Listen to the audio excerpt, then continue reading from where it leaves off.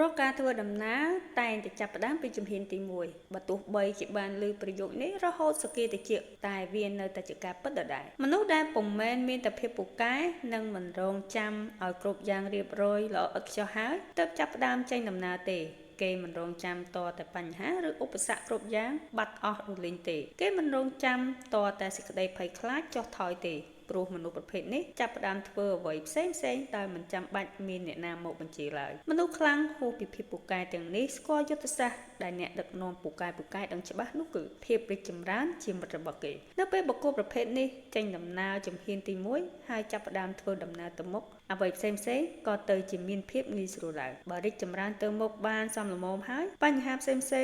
ក៏នឹងមានដំណោះស្រាយដោយខ្លួនឯងប្រៀបដូចជាភាពពូកែចូលមកបំពេញតួនាទីម្នាក់ឯងប៉ុន្តែអ្វីទាំងអស់នេះកើតឡើងបានលុះត្រាតែមានការចេញដំណើរពីជំហានដំបូងមកហើយប៉ុណ្ណោះគោលដៅរបស់ជីវិតអ្នកមិនអាស្រ័យលើអ្នកចាប់ផ្ដើមពីចំណុចណាទេតែវាអាស្រ័យលើថាតើអ្នកចាប់ផ្ដើមវាហើយឬនៅបើចង់សម្រេចជោគជ័យអ្នកត្រូវឆាប់លោតទៅរកឱកាសឲ្យដូចពេលដែលអ្នកឆាប់សម្រេចចិត្តរឿងផ្សេងដូចនោះដែរមនុស្សដែលចាប់ផ្ដើមធ្វើអ្វីនឹងធ្វើយ៉ាងអស់ពីចិត្តគេអាចជឿនលឿនទៅមុខឬបរាជ័យក៏ថាបានតែអ្នកណាក៏ដោយដែលមិនព្រមចាប់ផ្ដើមធ្វើអ្វីសោះស្ទើរតែមិនអាចធានាបានថាគេពិតជាបរាជ័យឡើយដើម្បីធ្វើបានអ្នកត្រូវតែមានភាពទៀងទាត់ដែលអ្នកគួរត្រួតពិនិត្យឲ្យល្អិតល្អន់គម្រោងការដែលអ្នកគួរចាប់ផ្ដើមប្រតិបត្តិគោលដៅដែលអ្នកគួរទៅដល់ឱកាសដែលគួរប្រញាប់ទៅស្រាវចាប់និងសុបិនដែលអ្នកគួរតែធ្វើឲ្យសម្រេចគ្មានអ្នកណាចង់រងចាំរហូតតតែអ្វីគ្រប់យ៉ាងល្អឥតខ្ចោះហើយទើបបានចាប់ផ្ដើមប្រតិបត្តិរួចហើយរំពឹងថាទទួលបានជោគជ័យនោះទេការមានជំនឿចិត្ត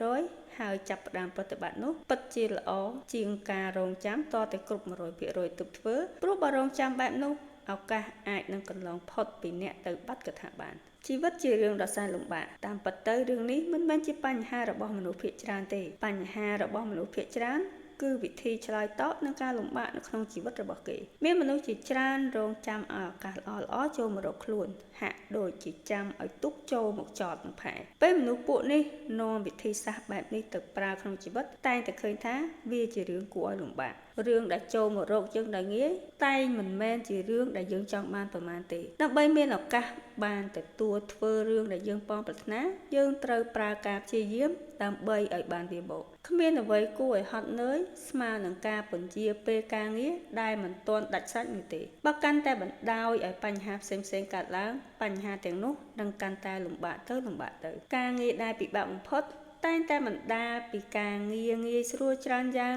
ដែលប្រមូលមកកោទុកទាំងដែលការងារទាំងនោះគួរតែធ្វើឲ្យរួចតាំងពីម្សិលមិញតាំងពីសប្តាហ៍មុនឬមួយតាំងពីខែមុនវិធីតែមួយដែលអាចកម្ចាត់ការងារពិបាកចេញគឺត្រូវចាប់ផ្ដើមប្រតិបត្តិនេះឯងការចាប់ផ្ដើមប្រតិបត្តិនេះមាន4ប្រភេទគឺអ្នកធ្វើរឿងត្រឹមត្រូវដែលគ្មានអ្នកណាមកប្រាប់អ្នកធ្វើរឿងត្រឹមត្រូវពេលមានមនុស្សមកប្រាប់អ្នកធ្វើរឿងត្រឹមត្រូវពេលមានមនុស្សមកទឿនលើសពីមួយដងនិងអ្នកមិនធ្លាប់ធ្វើរឿងត្រឹមត្រូវតទៅសោះទោះជាយ៉ាងណាក៏ដោយអ្នកណាក៏ដោយដែលចង់ខ្លាំងលើសពីភាពពូកែត្រូវតែជាមនុស្សប្រភេទទី1ឲ្យបានហើយសួរថាហេតុអ្វីទើបមនុស្សគ្រប់គ្នាមិនធ្វើបែបនោះខ្ញុំគិតថាវាមានមូលហេតុជាច្រើនប្រការណាស់ដោយប្រការទី1នោះគឺ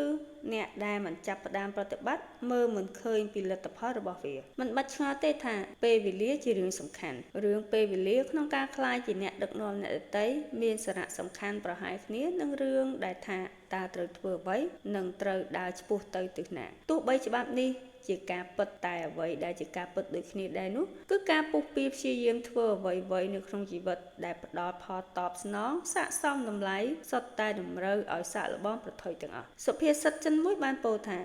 អ្នកដែលសញ្ជឹងគិតល្អិតល្អន់សពគ្រប់មុននឹងបោះជំហានចេញទៅមួយជីវិតនេះគេឈានជើងចេញបានតែម្ខាងប៉ុណ្ណោះគឺសម្រាប់មនុស្សជាច្រើនរឿងដ៏គួរឲ្យសោកសង្រេងពិតប្រាកដមិនមែននៅត្រង់ថាជីវិតត្រូវបញ្ចប់ដោយឆាប់រហ័សពេកនោះទេតែវាស្ថិតនៅត្រង់ពួកគេបង្អែបង្អង់យូរហួសហេតុពេកទម្រាំនឹងចាប់ផ្ដើមវានោះឯងហេតុផលមួយរបស់អ្នកមិនចង់ចាប់ផ្ដើមដែលគេតែងតែមានបញ្ហានៅពេលបំរុងនឹងចាប់ផ្ដើមធ្វើអ្វីគឺពួកគេរងចាំថ្ងៃស្អែកជាជាងធ្វើថ្ងៃនេះថ្ងៃស្អែកគ្រាន់តែជាថ្ងៃមួយគត់ក្នុងឆ្នាំដែលស្រូបទាញមនុស្សកំជិលគឺគំនិតនេះឯងដែលធ្វើឲ្យយើងមានបញ្ហាព្រោះពេលវេលាតែមួយគត់ដែលយើងបង្កប់បញ្ជាបានគឺពេលបច្ចុប្បន្ននេះឯងការពន្យាពេលតែងតែតាមយាយីលើមនុស្សគ្រប់រូប នៅលើរឿងមួយចំនួននៅក្នុងជីវិតបើមានរឿងអ្វីមិនគួរឲ្យរីករាយមិនគួរឲ្យចាប់អារម្មណ៍ឬស្មុគស្មាញយើងនឹងមានទំនោរក្នុងការពន្យាពេលសូម្បីតែរឿងដែលយើងចូលចិត្តវាក៏នៅតែបង្កជាបញ្ហាដល់យើងការយកគំនិតមកចាប់ផ្ដើមប្រតិបត្តិចាត់ទុកថាជារឿងលំបាកបំផុតនៅក្នុងលោក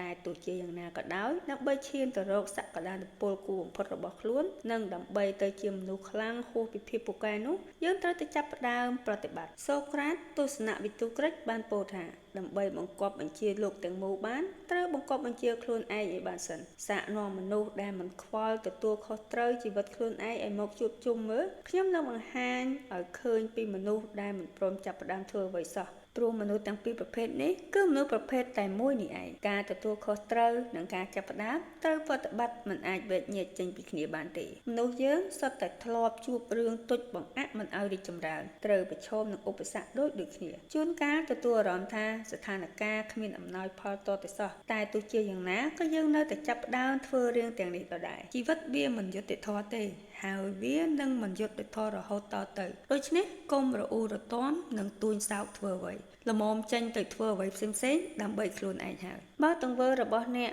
មិនទទួលជោគជ័យទេចូលស្វែងរកមូលហេតុពីខ្លួនឯងសិននៅពេលណាដែលអ្នកធ្វើអ្វីផ្សេងៗបានត្រឹមត្រូវហើយមនុស្សទូទាំងផែនដីនឹងងាកមកចាប់អារម្មណ៍នឹងអ្នកដោយខ្លួនឯងបើអ្នកមិនព្រមចាប់ផ្ដើមធ្វើអ្វីទេពិធីតែមួយគត់ដែលនឹងដោះស្រាយរឿងនេះបានគឺត្រូវរកឲ្យឃើញដើមហេតុនៃបញ្ហាឲ្យបានច្បាស់លាស់ជាងមុនចូលសួរខ្លួនឯងថាតើអ្នកពិតជាមិនខ្វល់ទៅលើផលនៃការមិនចាប់ផ្ដើមរួមទាំងមិនទទួលខុសត្រូវចំពោះខ្លួនឯងដែរឬទេតើអ្នកកំពុងតែរងចាំឲ្យអ្នកដទៃមករុញគូតឬត្រូវទៅដោយខ្លួនឯងតើអ្នកកំពុងរងចាំអ្វីៗគ្រប់យ៉ាងល្អឥតខ្ចោះសិនឬយ៉ាងណាទើបចាប់ផ្ដើមធ្វើតើអ្នកកំពុងតែស្រមើស្រមៃទៅរកថ្ងៃស្អែកដែរឬយ៉ាងណាទន្ទឹមនឹងត្រូវផ្ដោតលើរឿងដែលអ្នកត្រូវធ្វើនៅថ្ងៃនេះឬមានរឿងផ្សេងទៀតមករារាំងមិនឲ្យអ្នកចាប់ផ្ដើមធ្វើអ្វីផ្សេងបានរឿងសំខាន់គឺត្រូវញែកឲ្យដាច់រវាងហេតុផលសមរម្យនិងលេសដោះសារគឺជាការទម្លាក់កំហុសដាក់អ្នកដទៃឬបន្ទោសអ្វីផ្សេង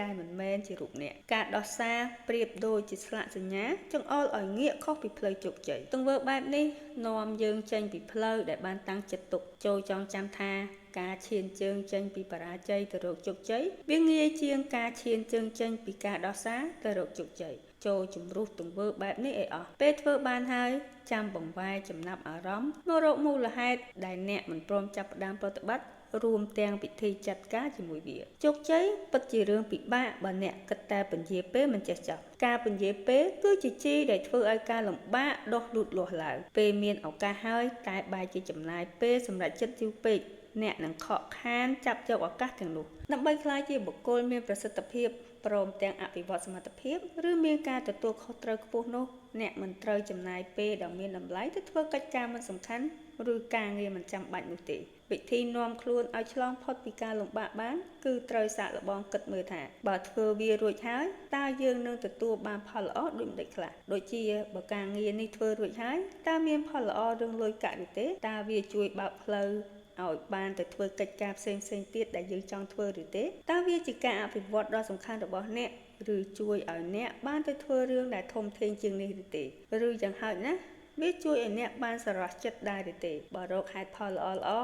អ្នកនឹងរកបានហេតុផលល្អយ៉ាងតិចមួយចំណុចពេលរកហេតុផលបានហើយចូលបន្តការធ្វើកិច្ចការនោះឲ្យសម្រេចបញ្ហាគ្រប់យ៉ាងនឹងធូរស្រាលបើអ្នកមិនគេចវេះហើយប្រឈមមុខនឹងវាឲ្យដូចរុក្ខជាតិដែលមានបន្លាបើចាប់ឬប៉ះវាបែបស្ទាក់ស្ទើរវានឹងមុតដៃចូលក្លាហានទៅចាប់វាទោះបន្លាមុតស្រួចក៏នឹងបាក់អស់ដែរគ្មានអ្នកណាជោគជ័យបានតែម្នាក់ឯងទេលេខ1ជាចំនួនតិចហួសពេកហើយដើម្បីបង្កើតភាពអស្ចារ្យបាននោះជំនួយដែលអ្នកដទៃផ្ដល់ឲ្យនិងដែលជួយធ្វើឲ្យសុបិនរបស់អ្នកក្លាយជាការពិតបាននោះយើងមិនអាចវាតម្លៃវាបានទេដូច្នេះអ្នកត្រូវចាប់ផ្ដើមគោលដៅនិងសុបិនរបស់ខ្លួនឲ្យអ្នកដទៃដឹងជ្រើសរើសមនុស្សដែលបារម្ភពីអ្នកមនុស្សដែលផ្ដល់កម្លាំងចិត្តដល់អ្នកនិងជួយឲ្យអ្នកសម្រេចរឿងទាំងនោះការធ្វើបែបនេះអាចជារឿងប្រថុយដោយសារការប្រាប់សេចក្តីរំពឹងឬមហិច្ឆតារបស់អ្នកទៅអាចធ្វើឲ្យអ្នកមិនសប្បាយចិត្តតែវានៅតែជាការប្រថុយដែលគួរឲ្យសាកល្បងនៅពេលអ្នកកម្ចាត់រនាំងមួយចំនួនពីក្នុងចិត្តដែលវាអាច ទាញបង្អាក់មិនព្រមឲ្យអ្នកចាប់ផ្ដើមធ្វើបានហើយព្រមទាំងបបួលឲ្យអ្នកដទៃចូលមកជួយលើកនេះអ្នកនឹងត្រៀមខ្លួនចាប់ផ្ដើមធ្វើឲ្យវាខ្លាចជាការពិតបានហើយការងារធំធេងតែងតែធ្វើឲ្យមនុស្សយើងទប់ទល់មិនឈ្នះបញ្ហានេះអាចមកពីមនុស្សដែលមានការងារអោបមិនជុំដោយការមិនសូវចាប់ផ្ដើមធ្វើវិធីសាស្ត្រមួយចំនួនដែលធ្វើឲ្យអ្នកធ្វើការបែងចែកគោលដៅដែលមើលទៅគួរឲ្យពិបាកឲ្យវាខ្លាយជាការងារដែលអ្នកអាចទប់ទល់បានទី1បែងចែកការងារជាលំដាប់ថ្នាក់ភាគច្រើនការងារធំតែងតែមានភាពសាំញ៉ាំតែអាចបែងចែកជាលំដាប់ថ្នាក់ផ្សេងជាដំណាក់កាលជាធម្មតាការងារបើកាន់តែតូចក៏តែងត្រូវប្រើអ្នកមានឯកទេសដូច្នេះដំណាក់កាលដំបូងគឺគិតឲ្យឃើញថាត្រូវប្រើសមត្ថភាពប្រភេទណាដើម្បីធ្វើការងារតូចៗនោះឲ្យសម្រេចទី2រៀបលំដាប់ការងារតាមភាពសំខាន់ពេលដែលអ្នកមិនព្រមចាប់ផ្ដើមអ្វីមិនព្រមរៀបលំដាប់ភាពសំខាន់របស់ការងារនោះនឹងចាប់ផ្ដើមចាត់រៀងលំដាប់ដោយខ្លួនឯងតាមលំដាប់ភាពបន្ទាន់ចាំបាច់លុះពេលភាពបន្ទាន់ចាំបាច់ចូលមករុញច្រានអ្នកទន្ទឹមនឹងខ្លួនត្រូវធ្វើអ្វីទៅតាមភាពសំខាន់អ្នកនឹងទៅជាភាគីចាញ់ប្រៀបក្រៅពីនេះទន្ទឹមនឹងត្រូវឲ្យភាពពូកែរបស់អ្នកបានធ្វើការអ្នកបែរជាបាត់បង់ឱកាសល្អៗដែលគួរតែបានប្រើវានោះអស់ទៅទី3ចាត់រៀងលំដាប់របស់ការងារការបែងចែកការងារធំចេញពីលំដាប់ថ្នាក់នឹងជួយឲ្យអ្នកយល់ថាត្រូវចាត់ការនឹងការងារនោះយ៉ាងដូចម្តេចចំណែកការចាត់លំដាប់ការងារតាមភាពសំខាន់ជួយឲ្យអ្នកយល់ថាព្រោះអ្វីទើបអ្នកធ្វើការក្នុងផ្នែកនីមួយៗចំណែកការចាត់លំដាប់ការងារជួយឲ្យអ្នកដឹងថាតើត្រូវធ្វើការងារក្នុងផ្នែកនីមួយៗឲ្យរួចនៅពេលណាដូច្នេះរឿងសំខាន់ក្នុងចំណុចនេះគឺត្រូវធ្វើការវិភាគបន្ទាប់មកកំណត់ពេលថាត្រូវធ្វើការឲ្យរួចពេលណាហើយធ្វើតាមផែនការនោះឲ្យបានរឿងការចាប់ផ្ដើមធ្វើនេះទី4ប្រគល់ការងារទៅតាមសមត្ថភាពពេលបានបែងចែកការងារធំចេញជាការងារតូចៗតាមប្រភេទរបស់ការងារហើយអ្នកនឹងចាប់ផ្ដើមយល់ថាត្រូវការរកមនុស្សបែបណាមកធ្វើការឲ្យសម្រេចដល់ពេលដំណាក់កាលនេះអ្នកត្រូវឆ្លើយឲ្យបានថាតើគួរជ្រើសរើសអ្នកណាទី5សហការគ្នាធ្វើការនោះឲ្យសម្រេចទោះបីបែងចែកការងារជាផ្នែករៀបផែនការតាមដំណាក់រួមទាំងជ្រើសរើសមនុស្សពូកែចូលមកហើយតែអ្នកត្រូវមានធាតុផ្សំមួយទៀតដើម្បីឲ្យការងារជោគជ័យគឺគ្រប់គ្នាត្រូវធ្វើការរួមគ្នាឲ្យបានការធ្វើការងារជាក្រុមឬ teamwork គឺដូចជាដំណាក់កាលដែលអ្វីគ្រប់យ៉ាងមករួបរวมគ្នានេះជាចំណុចចាប់ផ្ដើមដែលតែងតែទប់ស្កាត់មនុស្សយើងតើអ្នកអាចយកឈ្នះបញ្ហានេះបានយ៉ាងដូចម្តេចចូលព្យាយាមរកពេលវេលាពិសេសមកធ្វើការដែលអ្នកមិនចូលចិត្តឧទាហរណ៍ថាបើការងាររបស់អ្នកមួយផ្នែកត្រូវជួបនឹងបុគ្គលដែលមានតែបញ្ហាតែអ្នកមិនចង់ធ្វើការផ្នែកនោះបើអញ្ចឹងចូលសាកល្បងកំណត់ពេលមកធ្វើការនេះពេលវេលាដែលខូចអាសាបងច្រើនបំផុតគឺជាពេលវេលាក្នុងដំណាក់កាលចាប់ផ្ដើមនេះឯងសេចក្តីប្រាថ្នាក៏មិនទាន់ចាត់ទុកថាគ្រប់គ្រាន់ដែរការតាំងចិត្តខ្ពស់ក៏នៅតែមិនទាន់គ្រប់គ្រាន់ភាពពូកែក៏នៅតែមិនទាន់គ្រប់គ្រាន់ជោគជ័យត្រូវអាស្រ័យលើការចាប់ផ្ដើមធ្វើគំនិតជារបស់គ្មានតម្លៃការតាំងចិត្តក៏ខ្វះថាមពលការរៀបចំផែនការក៏គ្មានប្រយោជន៍បើក្រោយពីនោះគ្មានការចាប់ផ្ដើមប្រតិបត្តិដូច្នេះចូលចាប់ផ្ដើមប្រតិបត្តិចាប់ពីពេលនេះឥឡូវនេះតែម្ដងទៅ